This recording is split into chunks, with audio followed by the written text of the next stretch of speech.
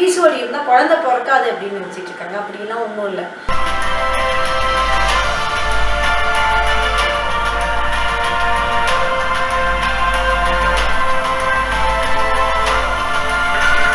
So உணவுக்கும் பாலியல் உணர்வுக்கும் சம்பந்தம் இருக்கா இல்லையான்னு தெரியும்.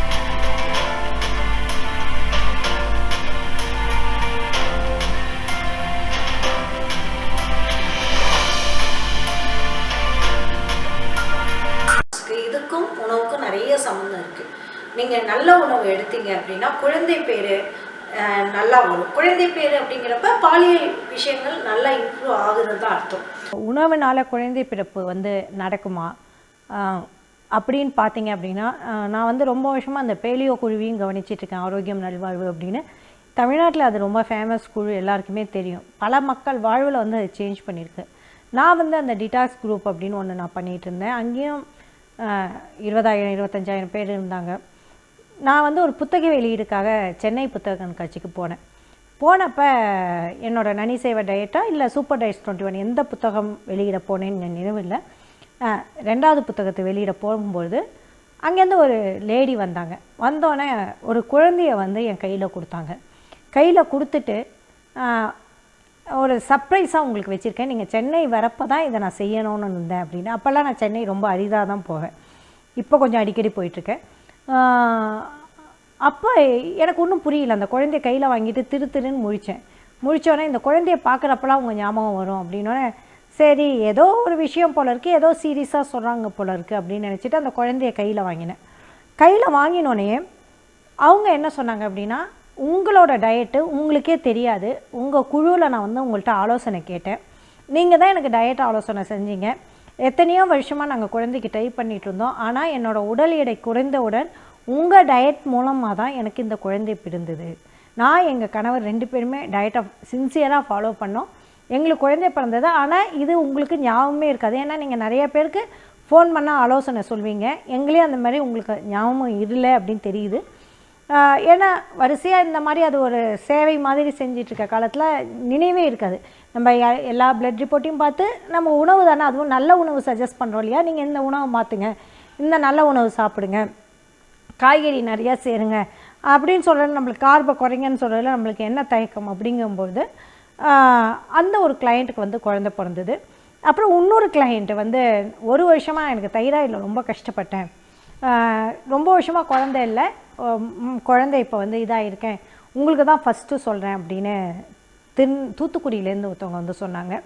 அடுத்து இன்னொன்று ஒருத்தர் டயட் எடுத்துகிட்டு 1 மாதமோ 2 மாதமோ அவரோட ரெகுலராக அந்த ஐவிஎஃப்காகவோ இல்லை வேறு விஷயத்துக்காகவோ ஸ்பெர்ம் கவுண்ட்ஸ் தொடர்ந்து டெஸ்ட் எடுப்பார்.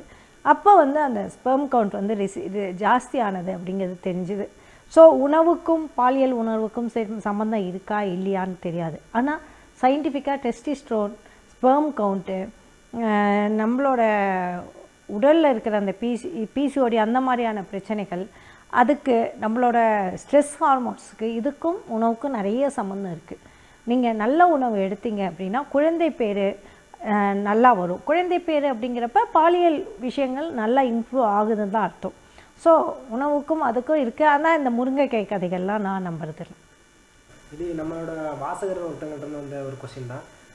பிசிஓடி அதை வச்சு சில பெண்களோட மாமியார் வீட்டில் கொஞ்சம் பிரச்சனை இருக்குது, அதை எப்படி அவங்க மன ரீதியாக ஃபேஸ் பண்ணலாம், அதை பற்றி கொஞ்சம் சொல்லுங்கள். கண்டிப்பாக மாமியார் வீட்டு பிரச்சனை அப்படிங்கிறப்ப புதுசாக ஒரு விஷயம் இது.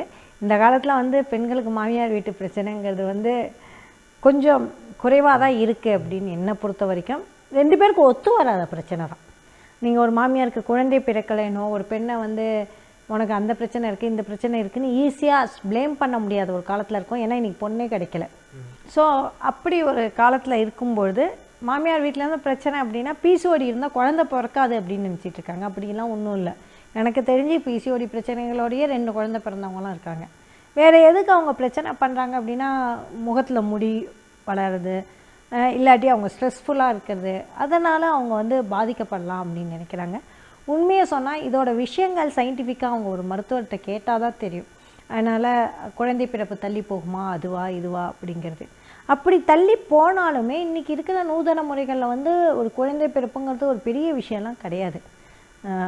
ஸோ இப்போ நயன்தாரா மேடம்லாம் வந்து வெளியிலேருந்து கூட குழந்தையெல்லாம் பெற்றுக்கிட்டாங்க. அந்த மாதிரி இருக்கப்போ உங்களோட கரு உருவாகிற தன்மை இருந்தால் போதும். அது ரைட்டாக தப்பா அப்படிங்கிற வாக்குவாதத்துக்கு நான் போகலை. இருந்தாலும் உங்களோட எக்ஸசைஸு, உங்கள் தூக்கம், உங்களோட உணவு, உங்களோட உடல் பருமன் இதெல்லாம் மீட் பண்ணாமல் நம்ம மாத்திரையிலே எல்லாம் சரி பண்ணணும் அப்படின்னா அது தேவையில்லாத ஒரு விஷயம். முதல்ல உடல் பருமன் இருந்ததுன்னா அதை சரி பண்ணுங்கள்.